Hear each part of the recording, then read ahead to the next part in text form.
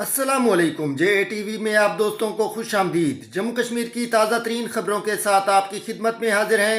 सबसे पहले हम रोशनी डालेंगे जम्मू कश्मीर की अहम तरीन खबरों पर। वादी कश्मीर में खुश्क मौसम के बीच सर्दियों का जोर मुसलसल बढ़ रहा है।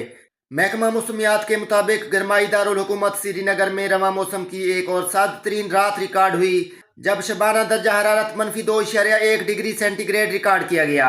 श्रीनगर में गुज़श्ता शब का दर्जा हरारत -1.6 डिग्री सेंटीग्रेड रिकॉर्ड हुआ था। पहलगाम सबसे सर्द तरीन मकाम था। मिलिटेंसी के माहौल में तरक्की और अमन मुमकिन नहीं है। दहशतगर्दी का कोई मजहब नहीं है। यूटी की अवाम ने सबसे ज्यादा नुकसान बर्दाश्त किया है। LG मनोज सिन्हा तालीम बाइख्तियार बनाने का सबसे ताकतवर जरिया है। हर कश्मीरी दहशतगर्द नहीं है। वजीर आला उमर अब्दुल्ला चंद लोग अमन बर्बाद कर रहे हैं। मासूम कश्मीरियों को हिरासा न किया जाए। वजीर आला उमर अब्दुल्ला ने लाल किला के नजदीक दिल्ली में होने वाले बम धमाके की शदीद मजम्मत करते हुए कहा है कि ये वाकया इंसानियत, अमन और भाईचारे पर एक वहशियाना हमला है। उन्होंने कहा है कि पूरे जम्मू कश्मीर के अवाम को दहशतगर्द करार देना नाइंसाफी है, क्योंकि चंद गुमराह अफराद ही रियासत के अमन को नुकसान पहुंचा रहे हैं। तो दोस्तों, देश भर के लाखों लाख केंद्रीय कर्मचारी 65 लाख पेंशन धारकों के लिए आज की महत्वपूर्ण बड़ी अपडेट्स निकलकर सामने आ चुकी है। दोस्तों, आपकी जानकारी के लिए बता दूं कि आज का वीडियो बेहद ही खास होने वाला है, क्योंकि इस वीडियो में मैं आपके लिए लेकर आया हूं 3 बड़ी खबरें। ऐसी जानकारी जिसकी जरूरत हर पेंशनर और कर्मचारी और हर फैमिली पेंशनर को है।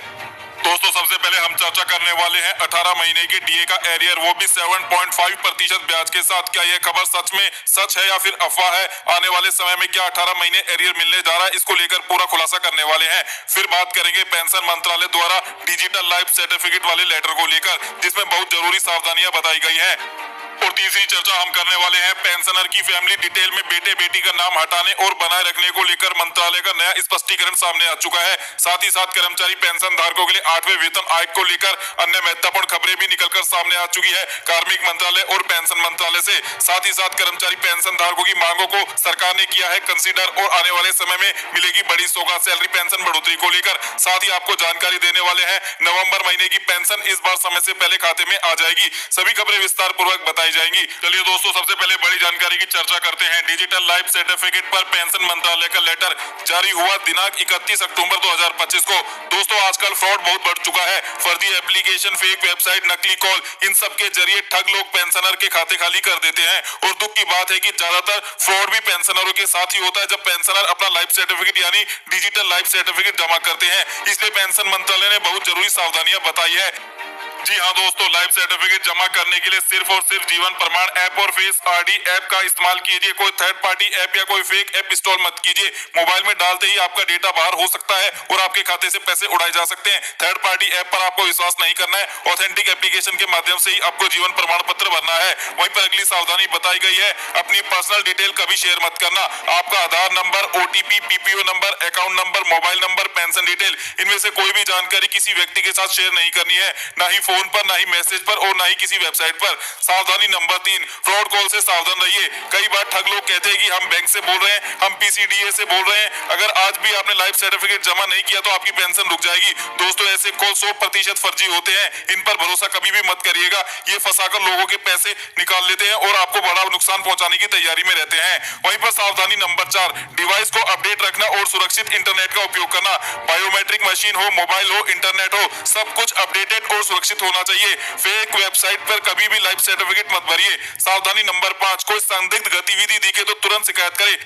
अगर किसी ने गलत कॉल किया, गलत लिंक भेजा या फ्रॉड करने की कोशिश की तो तुरंत साइबर क्राइम में अपनी रिपोर्ट दीजिए। सरकार अब ऐसे मामले में बहुत गंभीरता से ध्यान दे रही है और इन पर कार्रवाई भी करती है।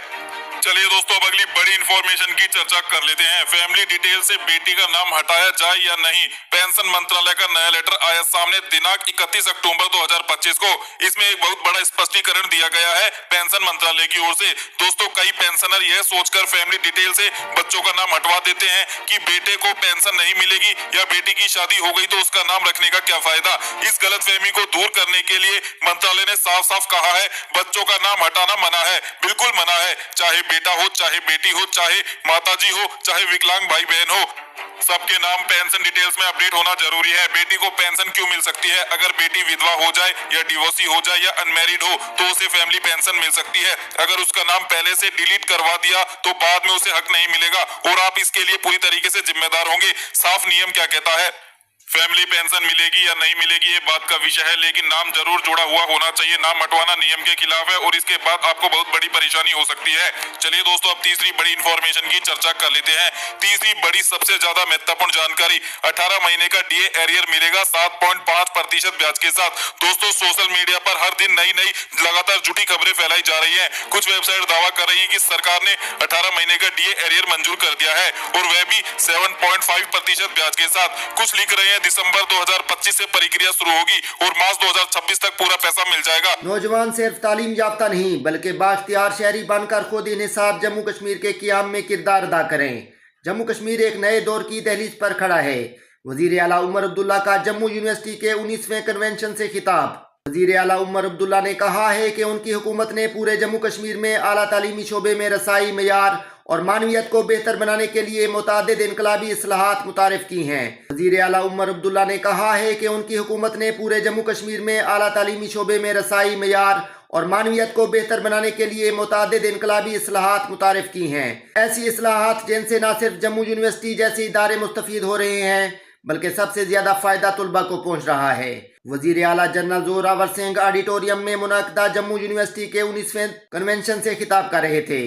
वजीर आला जो यूनिवर्सिटी के प्रो चांसलर भी हैं, उन्होंने तकरीब में बतौर मेहमान खुसूसी शिरकत की।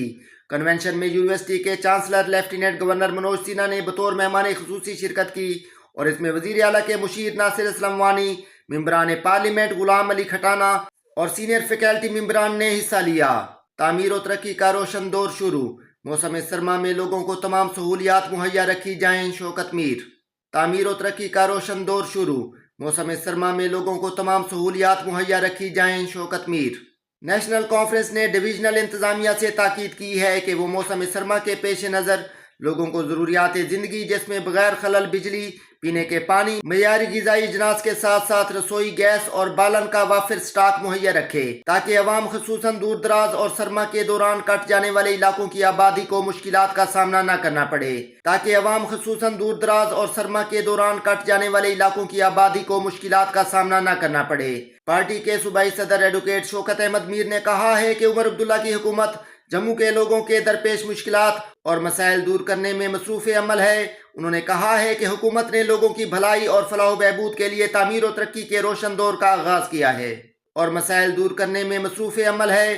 उन्होंने कहा है कि हुकूमत ने लोगों की भलाई और फलाह बहबूद के लिए तामीर और तरक्की के रोशन दौर का आगाज़ किया है और मसाइल दूर करने में मसरूफ़ अमल है। उन्होंने कहा है कि हुकूमत ने लोगों की भलाई और फलाह बहबूद के लिए तामीर और तरक्की के रोशन दौर का आगाज़ किया है। दोस्तों, ये थी आज की ताज़ा तरीन खबरें। मज़ीद ऐसी वीडियोज़ को देखने के लिए हमारे चैनल को सब्सक्राइब करें। वीडियो को देखने का बहुत शुक्रिया। अल्लाह हाफिज़।